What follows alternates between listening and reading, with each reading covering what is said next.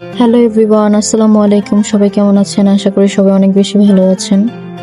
আজকে সবার জন্য ইফতারে ঠান্ডা ঠান্ডা ফালুদা বানাবো ভাবছিলাম, আর যেই ভাবলাম সেই শুরু করে দিলাম ফালুদা বানানোর প্রসেসিং। ফালুদা বানানোর জন্য আমি নিয়েছি রাঁধুনি ফালুদা মিক্স।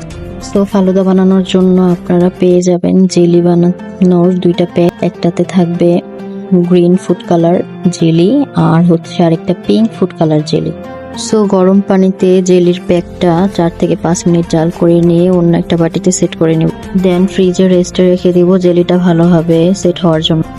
দেন 1 লিটার দুধ নিয়ে ভালো করে জাল করে নিব। আর ফালুদা মিক্সের প্যাকেটে 2টা জেলি পাউডারের সাথে আরেকটা প্যাকেট ছিল যেটাতে কিনা নুডলস, সাবুদানা, চিনি, বাদাম মিক্স ছিল, সেটা জাল করে ঘন করে নিব।